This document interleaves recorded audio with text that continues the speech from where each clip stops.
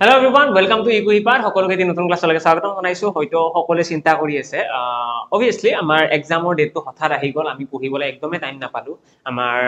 কেইদিনমান আগতে নটিফিকেশন ওলাইছিল, তাৰ পিছত আমাৰ আজি এক্সামৰ ডেটে দি দিলে। এতিয়া এক্সামলৈকে বেছি দিন নাই মানে কিমান দিন আছে আজি চোৱা দেই। আজি ক্লাছ কৰাটো একো ডাঙৰ কথা নহয়, ক্লাছ কৰিম আমি নিশ্চয়, আমি কিবা কিবি বস্তু শিকিম, কিন্তু অলপমান প্ল্যান এটা বনাই লওঁ, কাৰণ প্ল্যান নাথাকিলে একো কামে কৰিব নোৱাৰি, হয়নে? আজি 9 তাৰিখ হলে আমাৰ হাতৰ সময় আছে 10, 11, 12, 13, 14, আলটিমেটলি আমাৰ হাতত 5 দিন সময় আছে, ইনক্লুডিং আজি লৈ পেলাই হলে 6 দিন হ'ব, কিন্তু আজি আমি নধৰো। আজি যেনেকৈ আজি আমি পেনিকে কৰি আছো, আমি ক'ব গ'লে একদম চিন্তাতে আছো বৰ্তমান। তো 5 দিন সময় আছে, এতিয়া 5 দিনত কি কৰা যায়, কিবাটো কৰিব লাগিব ন। এতিয়া আমি যদি মই কওঁ যে আমি ৰেকৰ্ডেড ভিডিঅ'জ আপলোড কৰাই দিম, অবভিয়াছলি ৰেকৰ্ডেড ভিডিঅ'জ আমি দিব পাৰিম। অলৰেডি আমাৰ তাত মেটেৰিয়েল বহুত আছে, আমি অলৰেডি বহুত কেইটা বেটছৰ আগতেও ক্লাছ কৰিছো, আমি তাৰ পৰা ক্লাছখিনি দিব পাৰিম। ক্লাছখিনি আমি দিও দিম, চিন্তা কৰিব লগা নাই। সেইটো মই মেমৰ লগত কথা পাতিম, জিকেখিনি যাতে গোটেইখিনি তোমালোকক দি দিয়ে য'ৰ পৰা পচিবল হয়, আৰু মেমে বা কেনেকৈ কথা পাতিছে অলৰেডি তোমালোকে গম পাবাই ভালদৰে। আৰু লগতে মেথছৰো মই গোটেইখিনি চিলেবাছ আজিয়ে মই আপলোড কৰাই দিম, ঠিক আছে? এতিয়া কথাটো হ'ল কি, এতিয়া চিলেবাছটো আপলোড কৰাটো খুব ইজি কাম, যিমান ভিডিঅ'জ আছে আমি ইয়াতে দি দিলো, কিন্তু কথাটো হ'ল কি তোমালোকে কি কৰিবা, তোমালোকে কেনেকৈ পঢ়িবা? পচিবলটো নহয় বাৰু, অবভিয়াছলি সম্ভৱ নহয়, ইমান সহজ নহয় গোটেইখিনি বস্তু কমপ্লিট কৰাটো। তো আমি কি কৰিম, আমি অকণমান ষ্ট্ৰেটেজি এটা চেঞ্জ কৰিম, আমি নিজকে অকণমান চেঞ্জ কৰিম, আমি অকণমান বস্তুখিনি বেলেগকৈ পঢ়িম। আমি এতিয়া এই 5 দিনৰ ভিতৰত গোটেই চিলেবাছখিনি কমপ্লিট কৰিবলৈ হ'লে আমি গোটেই চিলেবাছটো পঢ়াটো একদমেই পচিবল নহয়। তো আমি এটা এনেকুৱা ষ্ট্ৰেটেজি বনাম, যিখিনি ইম্পৰ্টেণ্ট কুৱেশ্যন আছে, খুব ইম্পৰ্টেণ্ট কুৱেশ্যন বা খুব ইম্পৰ্টেণ্ট টপিক, সেই টপিককেইটা আমি কমপ্লিট কৰিম। ডান? আমি যিকেইটা ইম্পৰ্টেণ্ট টপিক আছে সেইকেইটা আমি কমপ্লিট কৰিম, আৰু তাত মানে কথাটো এনেকুৱা, আমি মোষ্ট ইম্পৰ্টেণ্ট কুৱেশ্যনৰ চিৰিজ লঞ্চ কৰিম। আমি এই 5 দিনত আমি এপ্ৰক্সিমেটলি 5টা 7টা কিমানটা লাগে, মই এতিয়ালৈকে প্লেন যিহেতুকে বনোৱা নাই, তো মই গম নাপাম, ঠিক আছে? মই গম নাপাম যে কিমানটা ক্লাছ লাগিব। মই অকণমান বস্তুখিনি চালে মই অকণমান প্লেনিং এটা বনাবলৈ মোৰ সময় লাগিব, 1 ঘণ্টা পৰা 2 ঘণ্টা সময় লাগিব, বহুত বেছি নালাগে, যিটো মই আজি প্লেনিংটো বনাই ল'ম যে কেনেকৈ কি কৰিলে ভাল হয়। তো আমি এটা ষ্ট্ৰেটেজি এটা বনাই ল'ম, যিটোত আমাৰ মেক্সিমাম ধৰা 5ৰ পৰা 10টা ক্লাছ, ঠিক আছে? 5 to 10 ক্লাছেছ, 5টাৰ পৰা 10টা ক্লাছ আমি ল'ম। 10টা ক্লাছ মই ট্ৰাই কৰিম, যদি 5টা ক্লাছ হয় অবভিয়াছলি অকণমান টাইমটো বাঢ়িব পাৰে, এটা ক্লাছ 1.5 ঘণ্টাৰ হ'ব পাৰে, 2 ঘণ্টাৰ হ'ব পাৰে। আৰু যদি 10টা ক্লাছ হয় তেতিয়াহ'লে ধৰি লোৱা তোমালোকে সেইটো আৰু 1 ঘণ্টাতকৈ বেছি নহয়, মানে আল্টিমেটলি তোমালোকক মই 10 ঘণ্টা পঢ়াম। অ'কে, 10 ঘণ্টা। এতিয়া 10 ঘণ্টা মই একেলেঠেৰি কৰিবতো নোৱাৰিম, এদিনতে যদি 10 ঘণ্টা কৰিবলৈ যাওঁ মোৰ বহুত কষ্ট হৈ যাব ন, বহুত ভাগৰো লাগিব। তো এদিনতে আমি 10 ঘণ্টা নপঢ়ো, কিন্তু আমি কি কৰিম, আমি এই 5 দিনত, আমাৰ হাতত 5 দিন আছে বুলি ক'লো ন, আমাৰ হাতত এই যে 5 দিন আছে, আমি সেই 5 দিনৰ ভিতৰত 5 দিনত আমি 10 ঘণ্টা পঢ়িম, ঠিক আছে? 5 দিনত আমি 10 ঘণ্টা পঢ়িম, আৰু সেই 10 ঘণ্টাটো আমি এনেকুৱা টাইপত, এনেকুৱা ধৰণৰ আমি অকণমান ষ্ট্ৰাকচাৰাইজ কৰিম যাতে এক্সামত maximum number of question common আহে। যদি তোমালোকে হয়তো গম নাপাবা, তোমালোকে চোৱা নাই যদি, আৰু যদি কোনোবা APSCৰ কাৰণে পঢ়ি আছা, তোমালোকে যদি APSCৰ এপিয়াৰ কৰিছিলা, তেতিয়াহ'লে গম পাবা ইউটিউবত মই এটা চিৰিজ লঞ্চ কৰিছিলো APSCৰ কাৰণে, যিসকলে মোৰ টেলিগ্ৰাম চেনেল আছে সিহঁতে দেখিছে। তাত আমি 8টা ক্লাছ কৰিছিলো, 8 দিনৰ ক্লাছ, আৰু সেই 8টা ক্লাছৰ পৰা বহুতখিনি কুৱেশ্যন এক্সামত কমন আহিছে, বহুতখিনি কুৱেশ্যন, ক'ব গ'লে বহুতেই, একদম মেক্সিমাম নাম্বাৰ অফ কুৱেশ্যন, যিটোৰ এক্সামত মেক্সিমাম ষ্টুডেণ্টে তোমাৰ সেইকেইটা ক্লাছ কৰি পেলাই এক্সামত পাছ কৰিব পৰা মাৰ্কছটো লৈ দিছে। তাতে বহুত বেছি মাৰ্ক নালাগে, পাছিং মাৰ্কটো লাগে, মানে 33% হয়, 66 মাৰ্কছ এটা লাগে, তাৰ কাৰণে এপ্ৰক্সিমেটলি 30টা কুৱেশ্যন বা 35 কুৱেশ্যন যিসকলে কাৰেক্ট কৰিব পাৰে সিহঁতৰ এক্সামটো ক্লিয়াৰ হৈ যায়, ঠিক আছে? 35 কুৱেশ্যন কাৰেক্ট কৰিব লাগে APSCত। এতিয়া তোমালোকৰ তেনেকুৱা নহয় বাৰু অবভিয়াছলি, কিন্তু মই এইটো কথা কিয় ক'লো যে 35 কুৱেশ্যন সিহঁতে পাৰিছে এই 8টা ক্লাছত, কাৰণ সেইখিনি বহুত চিলেক্টিভ ৱেৰ ক্লাছ হয়। তাত মানে আমি একদমেই অলাগতিয়াল কথা আলোচনা নকৰো, আমাক যি লাগে আমি সেইখিনিহে আলোচনা কৰো, বুজি পালা? তো আমি এই যিটো 10 ঘণ্টা পঢ়িম বুলি ক'লো, 10 ঘণ্টা বা তাতকৈ কম যিমানেই নহওক, মেক্সিমাম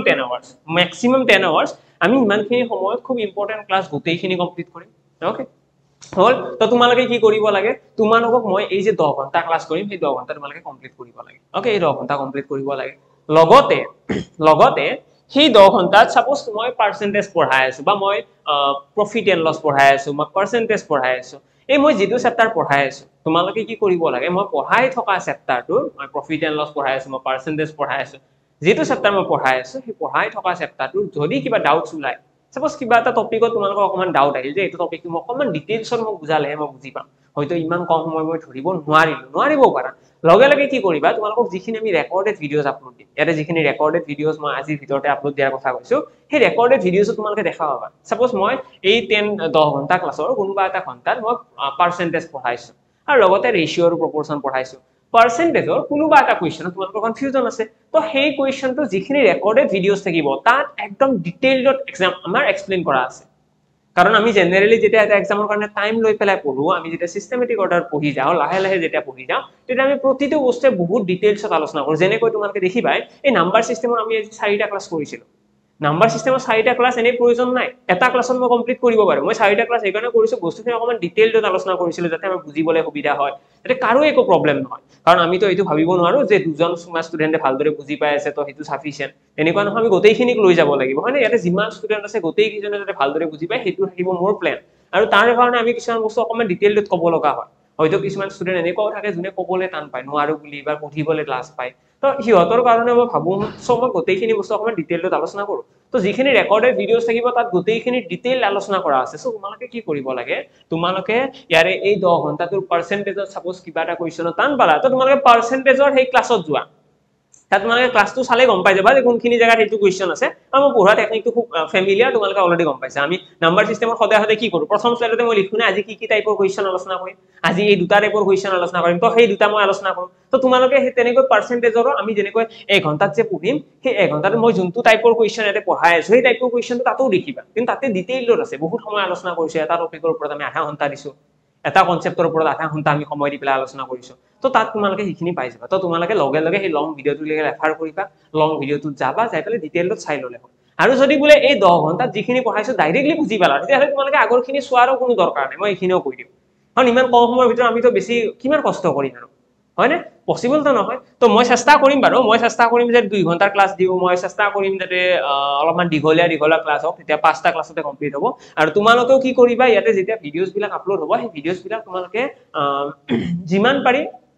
সেই দিনটোতে খতম কৰিবা এতিয়া আজি সাপোজ এটা ভিডিঅ' আপলোড কৰিলো সেই ভিডিঅ'টো আজিয়ে চাবা তোমালোকে এতিয়া মই এইটো প্লেনিং বনাই লওঁ মই 5টাৰ পৰা 10টা ক্লাছ দিবা 10 ঘণ্টা ক্লাছ যিখিনি কৰো বুলি কলো এইখিনি মোষ্ট প্ৰবাবলি মই ইউটিউবতো কৈ দিব পাৰো যাতে সকলোৱে দেখা পাও সকলোৱে চাও এক্সামৰ এইকেইদিন আগত তো তোমালোকক মই লং ভিডিঅ'ছ বিলাক গোটেই আপলোড কৰাই দিম ঠিক আছে তোমালোকে আজিৰ ভিতৰত গোটেইখিনি ভিডিঅ'ছ পাই যাবা যিমান যি ইম্পৰ্টেন্ট টপিক আছে গোটেইখিনি ভিডিঅ' পাই যাবা লগতে যদি আমি ইম্পৰ্টেন্ট এই 5 ডেজৰ প্লেনিংটো কওঁ এইটোৰ কাৰণে ইউটিউবত হয়তো আমি ভিডিঅ' ক্লাছ কৰিব পাৰো ঠিক আছে ইউটিউবত কৰিলে একেই কথা তোমালোকে পাই যাবা তোমালোকে কোড ট্ৰেক কৰিবা যে ক্লাছটো আহিছে নে নাই কেনেকৈ গম পাম কোড কি আহি আছে মই টেলিগ্ৰাম চেনেলটো জয়েন কৰি ৰাখি থবা নহলে ই কুইনপাতৰ যেটো টেলিগ্ৰাম চেনেল আছে সেইটো জয়েন কৰিলেও তোমালোকে পাই যাবা ঠিক আছে জাস্ট টেলিগ্ৰাম গ্ৰুপটোতে জয়েন কৰিবা মেথছ বাই নিৰ্মল স্যাৰ বুলি আছে টেলিগ্ৰামৰ মই অলৰেডি তোমালোকক আগতেও জনাইছো মেথছ বাই নিৰ্মল স্যাৰ বুলি সাৰ্চ কৰিবা আহি যাব এটা তোমালোকে তাতে যাই পেলাই কি কৰিবা টেলিগ্ৰাম চেনেলটো জয়েন কৰি ৰাখিলা মানে কি হ'ল যেতিয়াই আমাৰ ইউটিউবত ক্লাছ আপলোড হ'ব মই লগে লগে মোৰ টেলিগ্ৰাম চেনেলত সেইটো শ্বেয়াৰ কৰি দিম তো তোমালোকে ইনষ্টেন্টলি গম পাবা যে ক্লাছ আহিছে তেতিয়া তোমালোকে সাপোজ কিবা কামত বিজি আছে বা বেলেগ সাবজেক্ট কিবা পঢ়ি আছে লগে লগে তোমালোকে এটা প্লেনিং বনাব পাৰিবা যে মই এতিয়া চোৱা সময় নহয় মই ৰাতিকে চাই লম 7টা বজাত চাম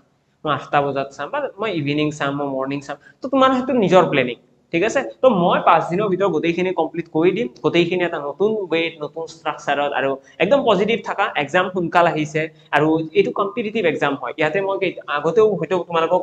কোৱা হোৱা নাই কিন্তু মই আজি কৈ দিছো এইটো এটা কম্পিটিটিভ এক্সাম আৰু ক্লাছ 9 10 or 11 12 ৰ এক্সামৰ মাজত এটা ডিফাৰেন্স থাকে কি ডিফাৰেন্স থাকে আমি যদি কম্পিটিটিভ এক্সামৰ কথা কওঁ কম্পিটিটিভ এক্সামত কি হয় এনেকুৱা নহয় যে 100 মাৰ্কৰ পৰীক্ষা হৈছে আমি তাত 80 নম্বৰ পালেহে লেটাৰ মাৰ্ক পাম 80 মাৰ্ক পালেহে আমি লেটাৰ মাৰ্ক পাম তেনেকুৱা কোনো কথা নাই ইয়াত ঠিক আছে আমি যদি মেট্ৰিকৰ কথা কওঁ আমি 80 মাৰ্ক পালেহে আমি লেটাৰ মাৰ্ক পাও ঠিক আছে কিন্তু আমি ইয়াতে কম্পিটিটিভ এক্সামত কি হয় আমি যদি 20 পাইছো ন আমি 20 মাৰ্ক পায়ো চাকৰি পাব পাৰো 20 মাৰ্ক পায়ো আমি চাকৰি পাই যাব পাৰো ডাইৰেক্টলি কিয় কাৰণ এইটো এটা কাট অফ ফুলা বস্তু থাকে ইয়াতে পেপাৰৰ টাফনেস লেভেলৰ ওপৰত মেটাৰ কৰে যদি পেপাৰখন বহুত টান হৈ যায় তেতিয়া হলে পেপাৰখন যিমানে বেছি টান হ'ব কাট অফ সিমানে বেছি লো যাব হয় না ইয়াতে এনেকুৱা কোনো কথা নাই যে 80 নম্বৰৰ ওপৰত পালেহে তোমালোকে চাকৰি পাবা তোমালোকে মিনিমাম 80 পাবই লাগিব তেতিয়াহে তোমালোকৰ চাকৰি লিষ্টত নাম আহিব তেনেকুৱা কোনো কথা নাই তো সেইটো বস্তু মাইণ্ডৰ পৰা ওলাই দিয়া যেনেকৈ এক্সাম সোনকাল হৈছে এনেকুৱা নহয় যে অকল তোমাৰ কাৰণে প্ৰবলেম হ'ব everyone each and everyone কাৰণে সকলোৰে কাৰণে এক্সামটো টান হ'ব ঠিক আছে each and everyone কাৰণে এক্সামটো টান হ'ব সকলোৱে এক্সামত যেতিয়া এক্সামৰ ডেট যেতিয়া শুনিছে সকলোৱে এটা পেনিক কৰিছে সকলোৰে মাথা নষ্ট হৈ গৈছে সকলোৱে ভাবিছিল ভালদৰে পঢ়িম ভালদৰে এক্সামটো দিম প্ৰিপেয়াৰ্ড হৈ আছো বা প্ৰিপেয়াৰেশ্যন কৰি আছিলো হঠাৎকে দি দিলে এক্সামৰ ডেট অবভিয়াছলি সকলোৰে চিন্তা হ'বই কাৰণ চাকৰি এটা লৈ পেলাই বহুতখিনি সপোন জড়িত হৈ থাকে তুমি বাইক কিনাৰ সপোন হওক ঘৰ এখন বনোৱা মা দেউতা সুখ দিয়া হ'ব এইখিনি কথা আমাৰ অকমান ইনভলভ হৈ থাকে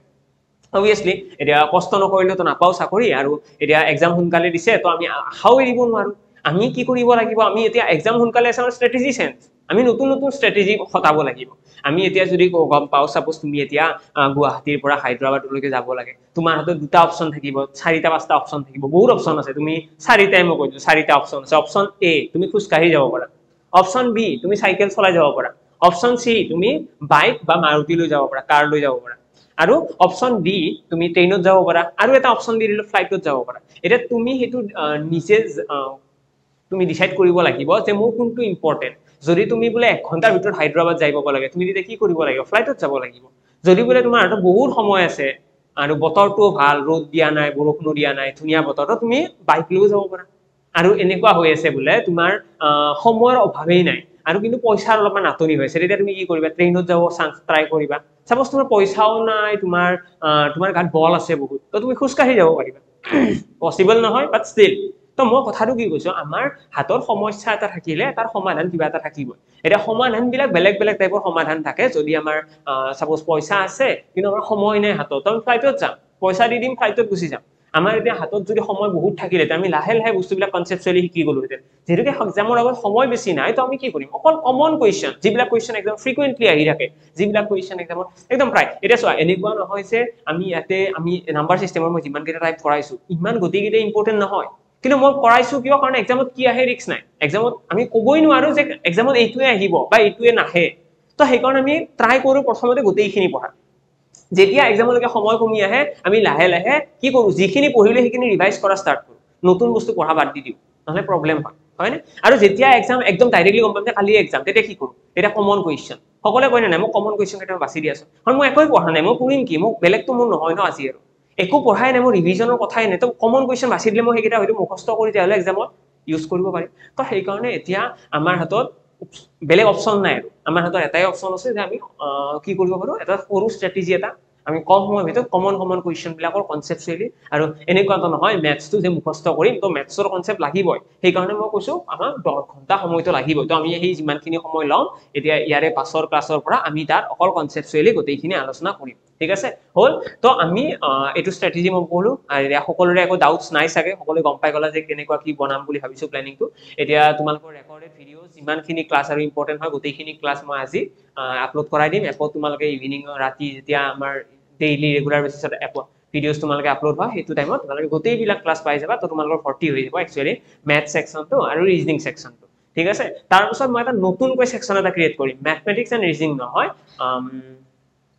যদি মই এটা কাম কৰি দিম ঠিক আছে মই ইউটিউবতো ক্লাছটো কৰিম ইউটিউবত যদি ক্লাছটো কৰো তেতিয়ালে তো ইউটিউবত তোমালোকে পাই যাবা যদি মই এপত কৰো তেতিয়ালে মই এপত ডাইৰেক্টলি এটা বেলেগ ৰো বুলি দি পেলাই বেলেগ এটা নাম দি পেলাই স্টাৰ্ট কৰি দিম ঠিক আছে এই 10 ঘণ্টাটো তো 10 ঘণ্টাৰ এক্সাম পাস এনেকুৱা টাইপৰ কিবা এটা আমি ট্যাগলাইন এটা লৈ পেলাই আমি ধুনীয়াকৈ এক্সামটো কাৰণে প্ৰিপেয়াৰ কৰিম সকলোৰে ক্লিয়াৰ হল যি হল আৰু সো আমি এতিয়া ভাবি থাকিলে আপনি এক্সাম সোনকালে আহিছে তো আমাৰ কি হ'ব এনেকে মাথাটো মাৰি থাকিলে লাভ নাই আমি উপায় উলাব লাগিব সমস্যা আহিছে এতিয়া কিবা এটা উপায় উলিয়াব লাগিব আৰু উপায় মই ভাবো এইটো বেষ্ট উপায় হ'ব এইটো অপচন তোমালোকৰ কাৰণে বহুত বেষ্ট হ'ব তোমালোকে যেটো চেপ্টাৰতে তোমালোকৰ ডাউটছ থাকে যেটো চেপ্টাৰতে তোমালোকে বিচৰা যে এইটো মই ডিটেইলছত পঢ়িব ইচ্ছা আছে এইটো চেপ্টাৰ মোৰ সময় মিলিছে হয়তো কিছুমান ষ্টুডেন্ট এনেকুৱাও আছে যোনে অলৰেডি ম্যাথছ আগৰ পৰা পঢ়ি থৈ দিছে তো সিহঁতে হয়তো অকমান ৰিভিজন কৰিব তো ৰিভিজনৰ কাৰণে মই যিখিনি ৰেকৰ্ডেড ভিডিও আজি দিম তোমালোকে সেইখিনি ৰিভিজন কৰিব পাৰিবা এই 5 দিনত ৰিভিজনৰ সময় আছে ৰিভিজন বহুত সময় আছে ৰিভিজনৰ কাৰণে 5 দিন বহুত সময় কিন্তু যদি তোমালোকে প্ৰথমবাৰৰ কাৰণে পঢ়ি আছে যে মোৰ একো আইডিয়াই নাই তেতিয়া তোমালোকে হয়তো ভিডিওবিলাক চালে তোমালোকৰ অকমান টাইম বহুত লাগিব বুজি যাই থাকিবা অবিয়াসলি এটা চেপ্টাৰত তোমালোকৰ এদিন লাগি যাব এদিনৰ বেছি লাগিব তো তেনেকে হলে তো মাত্ৰ 5টা চেপ্টাৰ কমপ্লিট হ'ব এটা পসিবল নহয় আমি কি কৰিব লাগিব মিনিমাম 20টা মান চেপ্টাৰটো কমপ্লিট কৰিবই লাগিব ম্যাথছ এন্ড ৰিজনিং লগাই পেলাই 20টা চেপ্টাৰ ঠিক আছে 20টা চেপ্টাৰ যদি আমি কমপ্লিট কৰো তেতিয়াহে আমি কি কৰিব পাৰিম আমি কনফিডেন্ট থাকিব পাৰিম যে এক্সামত আমাৰ কোৱেশ্চন সলভ হ'ব আমি এক্সামত মাৰ্কস স্কোৰ কৰিব পাৰিম ওকে বাকি চিন্তা বেছি কৰাৰ প্ৰয়োজন নাই স্টাৰ্ট কৰিছো আজিৰ এই ক্লাছটো হৈছে আমাৰ টপিক তোমালোকে সকলোৱে দেখিছা এভাৰেজ তো এভাৰেজৰ কি হয় যেহেতু আমি মই কোৱেশ্চনৰ স্ট্যান্ডাৰ্ডৰ আমি 10 ঘণ্টা ষ্টাডি প্ল্যান তো এভাৰেজৰ এতিয়া মই এভাৰেজৰ মই বহুত বেছি দীঘলীয়া নকৰো এভাৰেজৰ অকল কমন কোৱেশ্চনখিনি আলোচনা কৰি দিও এভাৰেজ বুলি ক'লে এভাৰেজতো এনে বহুত কোৱেশ্চন আছে কিন্তু একদম প্ৰথমতে তোমালোকৰ ইম্পৰ্টেন্ট আহিব বেসিক কোৱেশ্চনখিনি নজনাকৈ আমি ভিতৰৰ ফালে সোমাবই নোৱাৰো তাৰ পিছত 2 নম্বৰতে আমাৰ ইম্পৰ্টেন্ট কোৱেশ্চন আহিব বেসিকৰ পাছত আমি কনজিকিউটিভ নাম্বাৰৰ কথাটো চাব লাগিব কনজিকিউটিভ নাম্বাৰ মানে এসে সিৰিয়ালি থকা সংখ্যা ঠিক আছে কনজিকিউটিভ নাম্বাৰ 3 নম্বৰত আমাৰ টপিক আহিব 3 নম্বৰত আমি লেফট জয়েন পঢ়িয়ে দিও ঠিক আছে লেফট জয়েনটো ইম্পৰ্টেন্ট হয় মানে একচুয়ালি এনেকুৱা বহুত বেছি প্ৰবলেম হৈ যায় লেফট জয়েন ৰিপ্লেসমেন্ট এটা কাম কৰো ৰিপ্লেসমেন্ট বাৰু ঠিক আছে পঢ়িয়ে দিম ৰিপ্লেচমেন্টৰ পঢ়ি দিম ঠিক আছে মই ভিডিওস দিম আপোনাক চিন্তা কৰিব লগা নাই আজি আমি এভাৰেজ স্টাৰ্ট কৰিছো বেসিক কুৱেশ্চন খিনি basic consecutive number left joint replacement এই তিনিটা টপিক আছে ইয়াতে এই তিনিটা খুব ইম্পৰ্টেন্ট টপিক হয় আৰু ইয়াৰে বাহিৰে বেলেগ তেনেকুৱা টপিক নাই তো এভাৰেজৰ যদি কুৱেশ্চনৰ ফালৰ পৰা কওঁ এনেতো এভাৰেজ চেপ্টাৰটো বহুত ডাঙৰ চেপ্টাৰ কিন্তু তাত যদি কুৱেশ্চনৰ কথা কওঁ আমি এক্সাম পইণ্ট অফ ভিউৰে এই তিনিটা টপিক ইম্পৰ্টেন্ট তো আমি যেতিয়া এই 10 ঘণ্টা ক্লাছ কৰিম বুলি ক'লো তাতো আমি এনেকে টপিক ওয়াইছে পঢ়িম আমি এনেকুৱা ইম্পৰ্টেন্ট টপিক এটা লিখিম এনেইতো এটা চেপ্টাৰৰ ভিতৰত 10টা মান টপিক থাকে এনেকুৱা সৰু সৰু টপিক 10টা মান থাকে আমি সেই 10টাৰ ভিতৰত আমি এনেকৈ দুটা বা তিনিটা পঢ়িম ঠিক আছে সেই দুটা বা তিনিটা ইম্পৰ্টেন্ট মানে তো তাতে সাপোজ মই কনজিকিউটিভ নাম্বাৰ পঢ়াই আছো এতিয়া এইটো টপিকত তোমালোকক মই অকমান স্পিডত পঢ়াই দিলো হয়তো তোমালোকে বুজি নাপালা তো এতিয়া কি কৰিবা এই এভাৰেজৰ যোনটো লং ভিডিও থাকিব মই যোনটো ৰেকৰ্ডিং তোমালোকক প্ৰভাইড কৰিম সেই ৰেকৰ্ডিংত তোমালোকে বিচাৰিবা যে কনজিকিউটিভ নাম্বাৰৰ কনসেপ্টটো ক'ত আছে ভিডিওটো চালে গম পাবা ষ্টাৰ্টিংতে গম পাই যাবা যে কোনটো ক্লাছত এইটো পঢ়াইছো মই কাৰণ ভিডিওটো আৰম্ভ কৰাৰ লগে এনেকৈ লিখিয়ে দিম যে আজি ক্লাছত কি আলোচনা হ'ব তাতে তোমালোকে কাটি চাই গলে হল যে বেসিক কমপ্লিট হল নে নাই কনজিকিউটিভ এখন হেডিং দিম ন কনজিকিউটিভ নাম্বাৰ সেই হেডিংলৈকে বিচাৰিবা হেডিংৰ পৰা তোমালোকে সেইখিনি কন্টিনিউ কৰিবা ভিডিওটো দেন তোমালোকে বুজি পাই যাবা ওকে এইটো হল আমাৰ প্ৰপাৰ প্লেনিং এতিয়া যদি কওঁ যে এইটো চেপ্টাৰ আছে কি বেসিক কুৱেশ্চন বিলাক কেনেকুৱা এভাৰেজ বুলি কোৱাৰ লগে লগে একদম বেসিক কুৱেশ্চন খিনি কৰাৰ কাৰণে আমি ফৰ্মুলা জানিব লাগিব ফৰ্মুলা কি হয় এভাৰেজৰ এটা বহুত ডাঙৰ বা বহুত সৰু বুলি ক'লে ভুল নহয় বাৰু সৰু ফৰ্মুলা বুলি ক'ব পাৰি এভাৰেজৰ ফৰ্মুলাটো হৈছে sum divided by number of data n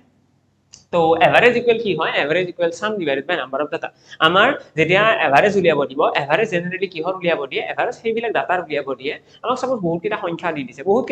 দিছে দি পেলাই সেই সংখ্যা কেইটাৰ আমাক কি কৰিব দিব সংখ্যা কেইটাক আমাক সংখ্যা কেইটাক যদি আমি যোগ কৰি দিওঁ এটা সাপোজ সৰু সৰু সংখ্যা আছে কিছুমান আমাক এনেকৈ সৰু সৰু বহুত কেইটা সংখ্যা দি দিছে আৰু এই সংখ্যাবিলাক আমি যদি গোটেইবিলাক যোগ কৰি দিওঁ যোগ কৰি পেলাই যিমানটা সংখ্যা আছে সেইটোৰে যদি হৰণ কৰি দিওঁ তেনেকে তেতিয়া হলে আমি কি পাই যাম তেতিয়া হলে আমি ইয়াতে পাই যাম এভাৰেজ ঠিক আছে এইটো হৈছে এভাৰেজৰ বেসিক ফৰ্মুলা আমি জাস্ট যোগ কৰিব লাগে হৰণ কৰিব লাগে যিমানটা সংখ্যা আছে মই এটা কেইটামান নাম্বাৰ দি দিছো 10 20 30 40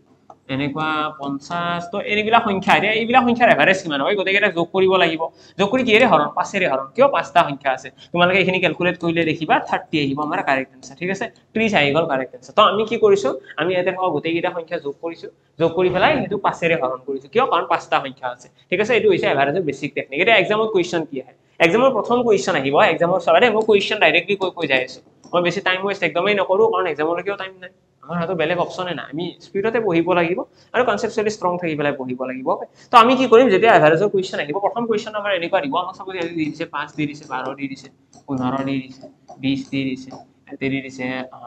26 দি দিলে তো এইকেইটা সংখ্যা আছে আৰু এই সংখ্যা কেইটাৰ আমাক এভাৰেজ উলিয়াব দিব এক্সামত কি দিব আমাক এনেকৈ কিছুমান সংখ্যা দিব দি পেলাই আমাক ক'ব এভাৰেজ উলিয়াবা এই সংখ্যাবিলাকৰ এভাৰেজ কি হ'ব ঠিক আছে তাৰ পাছত কি হ'ব তাৰ পাছত 2 নম্বৰ কোৱেশ্চন এক্সামত কি দিব আমাক এনেকুৱা সংখ্যা দিব কিছুমান 12 দি দিছে আৰু 18 দি দিলে 21 দি দিছে তাৰ পাছত দি দিলে আজি সাপোজ 31 দি দিলে x দি দিলে ঠিক আছে এবাৰ মই এনেকুৱা সংখ্যা দিছে এই সংখ্যাকেইটা দি পেলাই কৈছে ইহঁতৰ এভাৰেজ অফ দিস নাম্বাৰস এভাৰেজ দি দিলে আমাক কিমান লিখা হ'ব 26 এটা আমাক find da value of x সবাৰে আমাৰ প্ৰথম কোৱেশ্চনত কি দিছে প্ৰথম কোৱেশ্চন আমাক কেইটামান নাম্বাৰ দিছে দি পেলাই ইহঁতৰ এভাৰেজ উলিয়াব দিছে আমাক কৈছে এই সংখ্যাকেইটাৰ গড় উলিয়াবা এভাৰেজ মানে কি অসমত গড় বুলি কয় ওকে গড় উলিয়াবা নেক্সট আমাক কি কৈছে এইকেইটাৰ আমাক কেইটামান সংখ্যা দি দিছে আমাক কৈছে 12 18 21 31 আৰু x আছে এই সংখ্যাকেইটাৰ আমাক কি কৈছে এভাৰেজ উলিয়াব এভাৰেজ আমাক দি দিছে আমাক কৈ দিছে যে এইকেইটা সংখ্যাৰ এভাৰেজ কিমান 26 এতিয়া চোৱা আমাক ক'ব find da value of x ৰ মান উলিয়াব দিব আমাক এনেকুৱা সংখ্যা দি দিব দি পেলাই আমাক x ৰ মানটো উলিয়াব দিব ঠিক আছে লগতে আমাক এভাৰেজটো ইয়াতে দিয়া থাকিব এভাৰেজ ইকুৱেল আমাৰ দিয়া আছে 26 আমাক লগতে x ৰ মানটো উলিয়াব দিছে আমি কি কৰিম আমি যেতিয়া এনেকৈ x ৰ মান উলিয়াব লগা হ'ব আমি কৰিব লগা কাম এটাই থাকিব আমি ইয়াতে যিকেইটা সংখ্যা আছে এভাৰেজৰ ফৰ্মুলাটো কি হয় এভাৰেজৰ ফৰ্মুলাটো হৈছে sum divided by number of data মানে গোটেইকেইটা সংখ্যা যোগ কৰিব লাগে হৰণ যিমানটা সংখ্যা আছে মানে এইকেইটা সংখ্যা যিমানটা সংখ্যা আছে গোটেইকেইটা যোগ কৰি পেলাই যদি মই 5 ৰে হৰণ কৰি দিওঁ এভাৰেজ ওলাই যাব yes ঠিক তেনেদৰে ইয়াতে যদি মই এভাৰেজ ওলাব যাওঁ ইয়াতে একেটা প্ৰসেছ হ'ব না 12 18 যোগ 21 আহি গ'ল যোগ 31 আহি গ'ল যোগ x আহিব আহিবলে এই গোটেইখিনি যোগ কৰি কিহেৰে হৰণ কৰিম পাঁচটা সংখ্যা আছে ন 5 ৰে হৰণ আৰু হৰণ কৰিলে आंसर কি আহিব লাগে आंसर এভাৰেজ আহিব নালাগে 26 আহিব লাগে এটা এইখিনি তোমালোকে সলভ কৰিব নোৱাৰিবা জানো নিশ্চয় পাৰিবা অকমান ট্ৰাই কৰাচোন তেও দেখিবা এইটো পূৰণ এফালে হৰণ হৈ আছে ইপিনে গলে পূৰণ হৈ যাব ইয়াতে যোগ কৰিলে 18 12 কিমান হ'ব 30 40 20 30 40 50 60 70 80 82 তো 82 প্লাস x ইয়াতে আমি যোগ কৰি দেখিলো এখিনি 82 আৰু x এটা ৰৈ গৈছে 5 টো যদি ইয়াৰ লগত পূৰণ হয় 20 5 গুণ 130 আহি গ'ল 130 এৰে এৰে পৰা x ইকুৱেল কিমান আহিব 82 ইপিনে গলে কি হ'ব মাইনাস হ'ব 130 ৰ পৰা 82 গলে কি থাকিব 50 দেন 48 থাকি গ'ল আমাৰ কাৰেক্ট আনসাৰ ঠিক আছে তো x ৰ ভ্যালুটো আহি গ'ল 48 তো এনেকুৱা নহয় যে এইটো কোৱেশ্চন তোমালোকে নোৱাৰিবা এনেকুৱা নহয় যে তোমালোকে আজি এক্সামৰ 2 দিন আগত পঢ়ি পেলাই এইটো কোৱেশ্চন নোৱাৰিবা তোমালোকে পাৰিবা এক্সামৰ আগতো পাৰিবা তোমালোকক মই 5 মিনিট সময় দিলো 5 মিনিটৰ ভিতৰত তোমালোকে এইখিনি বুজি পাই গলা এভাৰেজে বেসিক কোৱেশ্চন বুলি ক'লে এই দুটা কোৱেশ্চনক আমি বেসিক বুলি কওঁ ইয়াৰে বাহিৰে আৰু বেসিক কোৱেশ্চন নাই আমাক ডাইৰেক্টলি এনেকুৱা নাম্বাৰ দি দিব দি পেলাই ইহঁতৰ এভাৰেজ উলিয়াব দিব আমাক ডাইৰেক্টলি এনেকুৱা সংখ্যা কেইটামান দিব তাৰে কোনবা এটা x কৈ দিব মানে কোনবা এটা সংখ্যা নাই বুলি ক'ব a বুলি ক'ব b বুলি ক'ব তো সেই সংখ্যাৰ আমাক উলিয়াব দিব আমাক এভাৰেজ দিয়া থাকিব আমি নিশ্চয় উলিয়াব পাৰিম yes কাৰেক্ট তো ইয়াৰে পাছত কি হ'ব ইয়াৰে পাছত যদি আমি চাও তাৰে পাছৰ কনসেপ্টটো এবাৰ আহিব কনজিকিউটিভ নাম্বাৰৰ কনসেপ্ট মই ইয়াতে আছিলো মই কৈছিলো যে প্ৰথমতে বেসিক লেভেলৰ কোৱেশ্চন আহিব বেসিক লেভেলৰ কোৱেশ্চন হেকিটা তাতকৈ বেলেগ নাই নেক্সট আহিব কনজিকিউটিভ নাম্বাৰ এটা এইটো কেনেকুৱা কনজিকিউটিভ নাম্বাৰৰ কনসেপ্টটো অকমান ডিফাৰেন্ট ইয়াতে আমি অকমান কথা জানিব লাগিব কনজিকিউটিভ নাম্বাৰ মানে হয় কি ক্ৰমিক সংখ্যা বুলি ক'লে ইয়াৰে মিনিং কি কনজিকিউটিভ নাম্বাৰ কোনবিলাক হয় তো তাৰ কাৰণে আমি যেতিয়া নাম্বাৰৰ কথা আলোচনা কৰিম আমাৰ কনজিকিউটিভ নাম্বাৰ সেইবিলাক যিবিলাক সংখ্যা সিৰিয়ালি থাকে যেনেকৈ এইটো চোৱা 5 6 7 8 9 10 এই গতিবিলাকক ক্ৰমিক সংখ্যা বুলি কয় ঠিক আছে ক্ৰমিক সংখ্যা আমি লগতে এই কনজিকিউটিভ নাম্বাৰৰ ক্ষেত্ৰত আমাৰ এটা নতুন ফৰ্মুলা আহিব আমাক যদি এনেকৈ কিছুমানে সংখ্যা দি দিয়ে আমাক যদি এনেকুৱা সংখ্যা দি দিছে ইয়াতে সাপোজ আমাক এটা সংখ্যা দি দিছে 11 আমাক এইকেইটা সংখ্যা দি দিছে এই সংখ্যাকেইটা কি হয় সিৰিয়ালি থকা সংখ্যা হয় নে নাই হয় ইয়াতে যিকেইটা সংখ্যা আছে এটা একদম সিৰিয়ালি আছে যদি এনেকুৱা সংখ্যা কেইটাৰ আমাক যদি এভাৰেজ উলিয়াব দিয়ে আমি কি কৰিব লাগে সিম্পলি ইয়াতে প্ৰথম সংখ্যা কোনটো নো প্ৰথম সংখ্যা হৈছে 5 প্ৰথম সংখ্যা 5 শেষৰ সংখ্যাটো কোনটো শেষৰ সংখ্যা 11 এই দুটা যোগ কৰি পেলাই 2 ৰে হৰণ তো ফাইনালি आंसर কিমান আহি গ'ল এতে আহি গ'ল 16 ডিভাইডেড বাই 2 অৰ্থাৎ 8 আহি গ'ল আমাৰ এভাৰেজ বুজি পালা এটো হৈছে আমাৰ টেকনিক তো আমি এভাৰেজৰ কাৰণে আমি যেটা কনজিকিউটিভ নাম্বাৰৰ কথা কওঁ কনজিকিউটিভ মানে ক্ৰমিক সংখ্যা আৰু ক্ৰমিক সংখ্যাৰ কথা কোৱাৰ লগে লগে আমি এভাৰেজ উলিওৱাৰ কাৰণে আমাৰ টেকনিকটো কেনেকুৱা আমি যিমান বিলাক নাম্বাৰ আছে গোটেইবিলাক নাম্বাৰক যোগ কৰো এনেতো আমি কি কৰো আমাৰ বেসিক প্ৰসেসটো হৈছে গোটেইবিলাক আমি যোগ কৰিব লাগে দেন যিমানটা সংখ্যা আছে এইটোৰে হৰণ কিন্তু ইয়াতে যদি চাও ইয়াতে আমি কি কৰিব লাগে যেটো ফাৰ্স্ট টাৰ্ম আছে আৰু যেটো লাস্ট টাৰ্ম আছে এই টাৰ্ম দুটাকে আমি যোগ কৰো হয়নে 5 + 11 কৰো দেন 11 যোগ কৰি পেলাই আমি এটো ডিভাইড কৰো 2 ৰে আৰু 2 ৰে ডিভাইড কৰাৰ পাছত আমি ডাইৰেক্টলি आंसर পাই যাম আমি কিমান পাই গলো 8 পাই গলো आंसर ওকে তো কথাটো হল কি এভাৰেজত আমাৰ যেটো সেকেন্ড ফৰ্মুলা হয় এটো হৈছে কনজিকিউটিভ নাম্বাৰৰ ক্ষেত্ৰত এনে বেলেগ কোৱেশ্চনৰ ক্ষেত্ৰত আমি এইটো ফৰ্মুলা ইউজ কৰিম এৰে আগতে যিকিটো ইউজ কৰিছো sum divided by number of data আমি এইটোই ইউজ কৰিম কিন্তু আমি অকল one and only আমি এইটো সিচুৱেচন আমাৰ যেটা কনজিকিউটিভ নাম্বাৰ বুলি ক'ব কনজিকিউটিভ মানে এনেকৈ সিৰিয়ালি থকা সংখ্যা ইয়াৰে এভাৰেজ উলিওৱাৰ কাৰণে আমি এটা শৰ্ট ট্ৰিক ইউজ কৰিম এটো শৰ্ট ট্ৰিক বুলি কয় এটা এক্সামত এনেকুৱা কোৱেশ্চন অকল নাহে আমাক কি ক'ব জানানে আমাক ক'ব ফাইন্ড দা এভাৰেজ অফ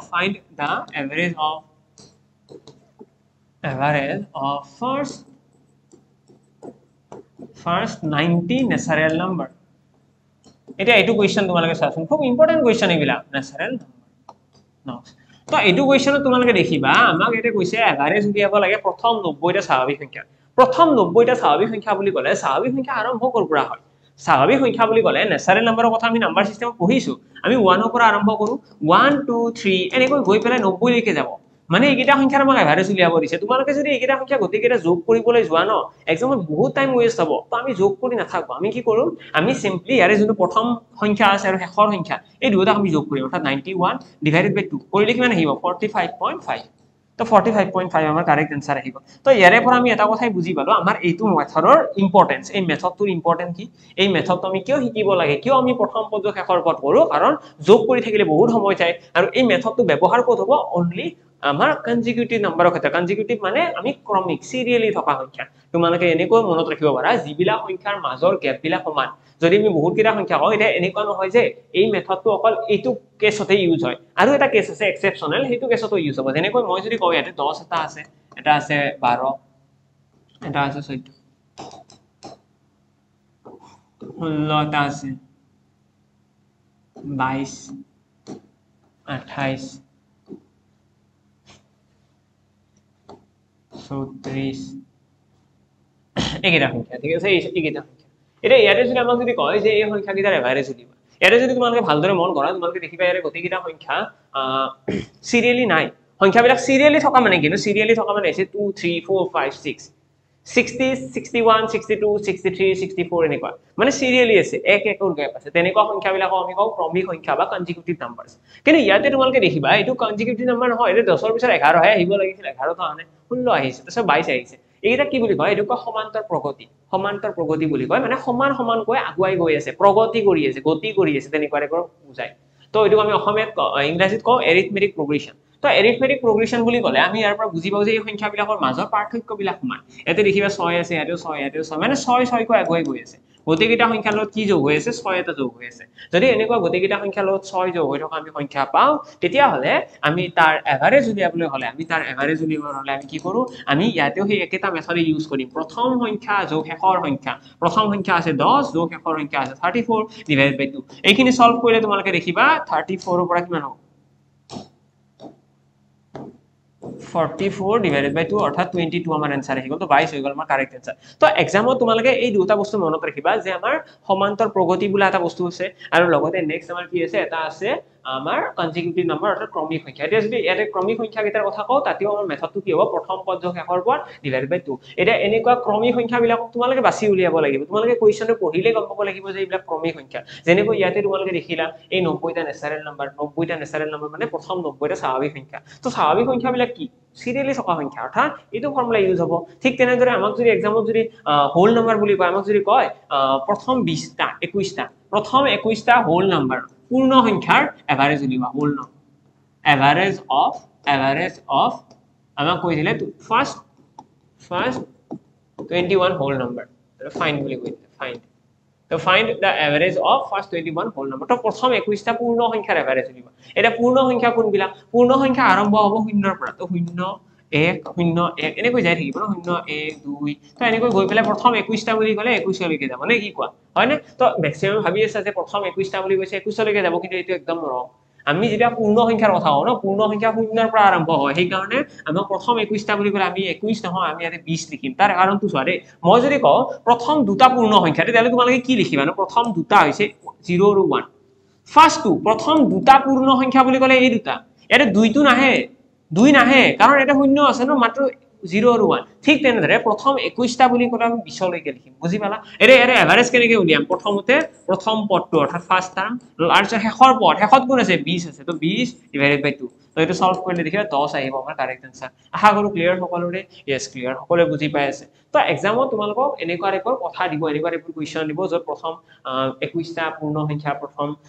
20টা স্বাভাৱিক সংখ্যা এনেকুৱা কথা হ'ব আৰু লগতে আমাক নেক্সট হ'ব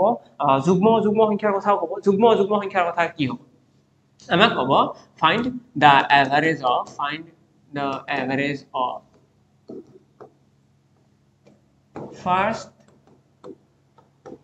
50 even number প্ৰথম 50টা যুগ্ম সংখ্যাৰ এভাৰেজ উলিবা তো এনেকুৱা কোৱেশ্চন আমাৰ এক্সামত দিব আৰু এইবিলাক কোৱেশ্চনতো বহুত ষ্টুডেন্টৰ কি হয় বহুত বেছি টাইম লাগে প্ৰথম 50টা যুগ্ম সংখ্যা বুলি ক'লে কিমান হ'ব প্ৰথম 50টা যুগ্ম সংখ্যা বুলি ক'লে আমাৰ এনসাৰটো তোমালোকে এনেকৈ মনত ৰাখিবা প্ৰথম 50টা যুগ্ম সংখ্যা আছে তো এনসাৰ হ'ব 51 ঠিক আছে মানে আমাক যদি কয় যে ইমানটা প্ৰথম ইমানটা এই লাইনটো মনত ৰাখিবা আমাক যদি কয় প্ৰথম ইমানটা যুগ্ম সংখ্যা তো প্ৰথম ইমানটা বুলি ক'লে যিমানটা সংখ্যাৰ কথা কৈছে ইয়াতে যিমানটা সংখ্যাৰ কথা কৈছে তাৰে লগত এটা প্লাস 1 কৰি দিলে হয় সেইটোৱে হৈ যাব আমাৰ নতুন এভাৰেজ বুজি পালা আমাক যদি কয় প্ৰথম ইমানটা সংখ্যাৰ এভাৰেজ কিমান হ'ব তো আমি এভাৰেজ কিমান বুলি কওঁ আমি কম 51 হ'ব প্ৰথম 50টা স্বাভাৱিক যুগ্ম সংখ্যাৰ এভাৰেজ ঠিক আছে তোমালোকে লাগিলে এটা লাইন লিখি ৰাখা ষ্টাৰ মাৰ্ক দি পেলাই প্ৰথম এনটা যুগ্ম সংখ্যাৰ average of first and odd numbers even numbers will be n plus 1 তো আমাক যদি এক্সামত কয় প্ৰথম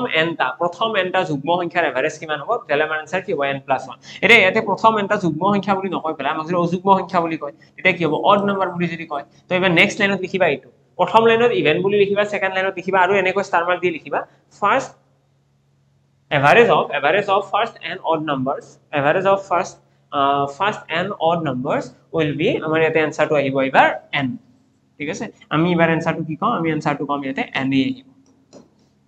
আমাক যদি কয় প্ৰথম 50টা অযুগ্ম সংখ্যাৰ গড় কি তেতিয়াহলে आंसर সদায় 50 এ প্ৰথম 50টা যুগ্ম সংখ্যাৰ গড় কি তেতিয়াহলে आंसर কি হ'ব যুগ্ম সংখ্যাৰ গড় বুলি ক'লে আমি आंसर কম 51 ওকে এইটো হল আমাৰ যুগ্ম সংখ্যাৰ এভাৰেজৰ লগত ৰিলেটেড কোৱেশ্চন ইয়াৰে পাছত যদি আমি চাও নেক্সট আমাৰ কি আহিব নেক্সট আমাৰ ইয়াৰে পাছত আছে আৰু এটা ইম্পৰ্টেন্ট পইণ্ট এটা আছে ষ্টাৰ মাৰ্ক কৰি পেলাই লিখি থোৱা average of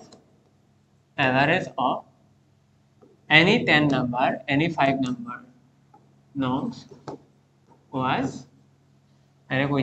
x. Average of any 5 norms was x. If তলত লিখিবা 1, if we add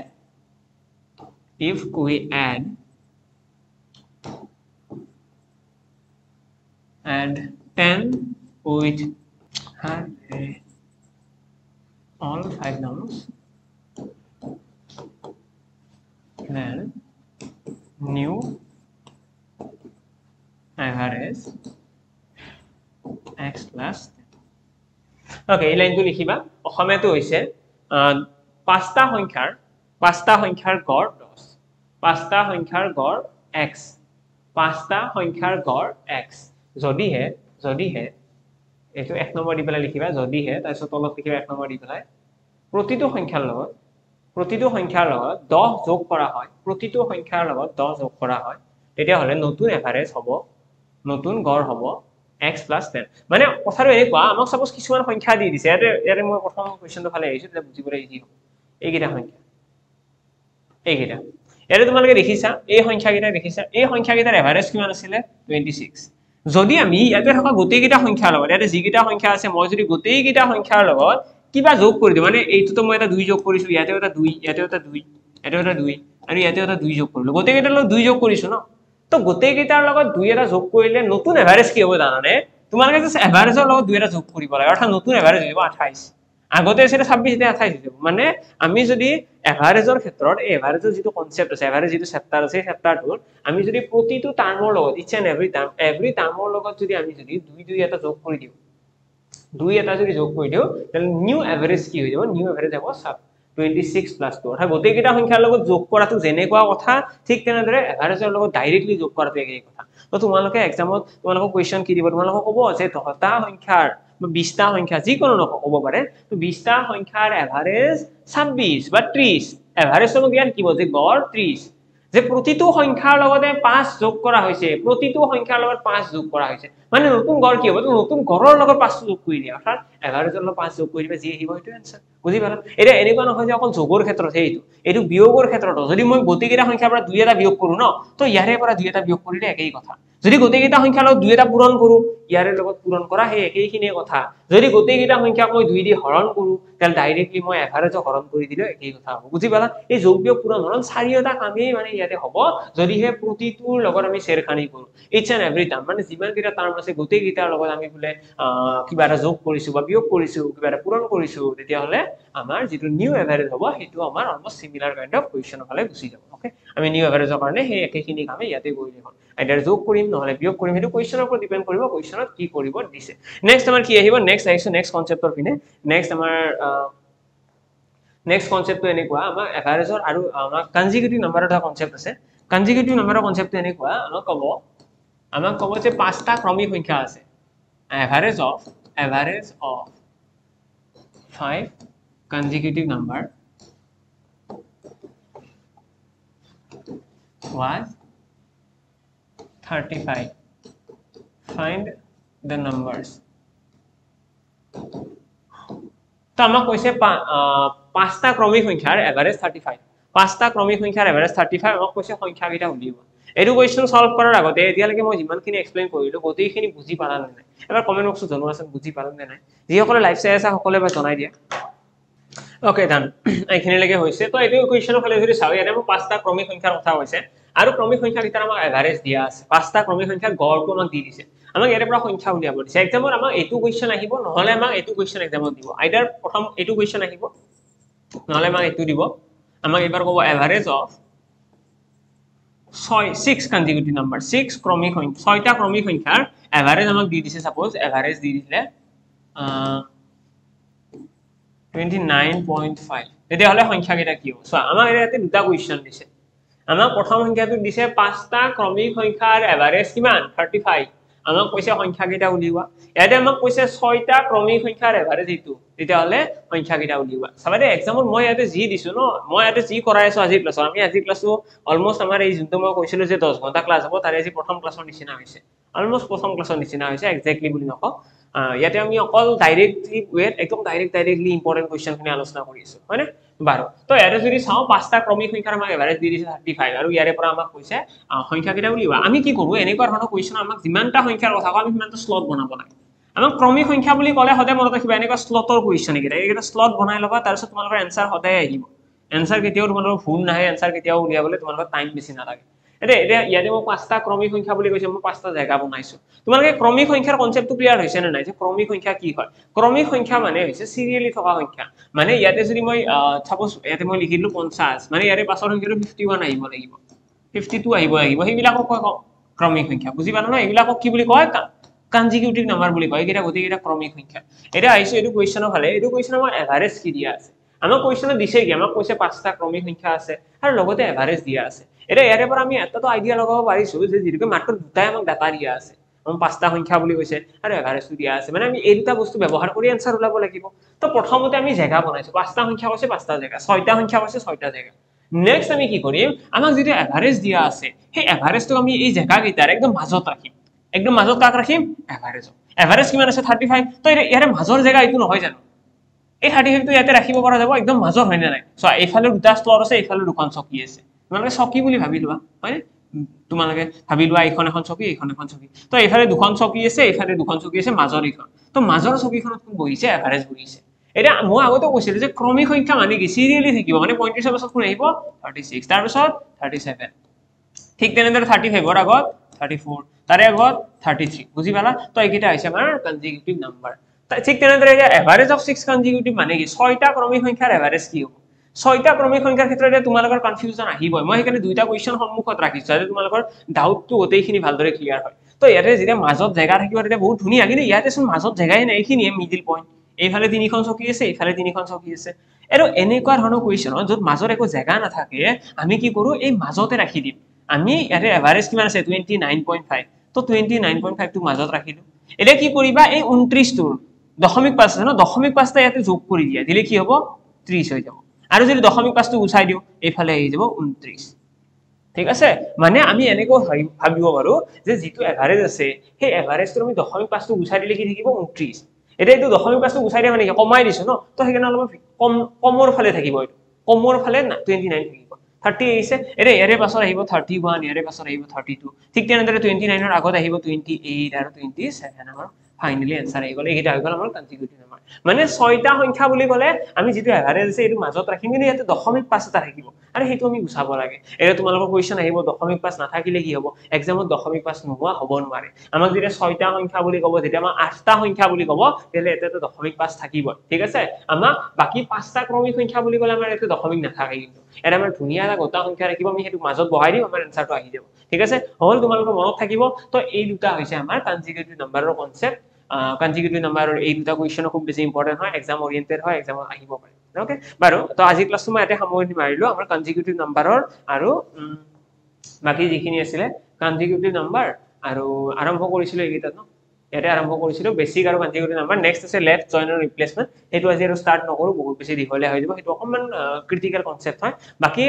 মই এইখিনি কথা কৈ থাও আজি ক্লাছটো আমাৰ অকল এভাৰেজ যদিও আমি আলোচনা কৰিছো নিশ্চয় তোমালোকৰ ভাল লাগিছে কিন্তু মেইন মোটো আছিল আজি ক্লাছটো প্লেনিংটো আমি নেক্সট কি কৰিম আমি কি কৰিলে ভাল হ'ব বাকি তোমালোকৰ কাৰণে মই অলৰেডি এভাৰেজৰ ক্লাছ আপলোড কৰাই দিম সো তোমালোকে এইখিনি বস্তুৱে একেখিনি বস্তুৱে তাত হেতু ক্লাছতো পাবা অকমান কাটি পেলাই চালে হ'ল যিখিনি বুজালো সেইখিনিটো বুজি পালাই চাগে তো তোমালোকে লেফট জয়েন ৰিপ্লেসমেন্ট হেবিলাক সব তাতেই পাই যাবা ঠিক আছে আৰু বেলেগ কি ধৰণৰ কোৱেশ্চন আছে হেবিলাকো পাই যাবা গোটেইখিনি কনসেপ্ট তোমালোকে তাতে পাই যাবা তো ধুনীয়াকৈ চালে হৈ গ'ল ওকে লগ পাম সকলোকে নেক্সট ক্লাছত যদি কিবা ডাউটছ আছে কিবা সাজেশন আছে যে এনেকে নালাগে বেলেগ কিবা কৰক তেতিয়া নিশ্চয় মোক টেলিগ্ৰামত জনাবা লগ পাম সকলোকে নেক্সট ক্লাছত থ্যাংক ইউ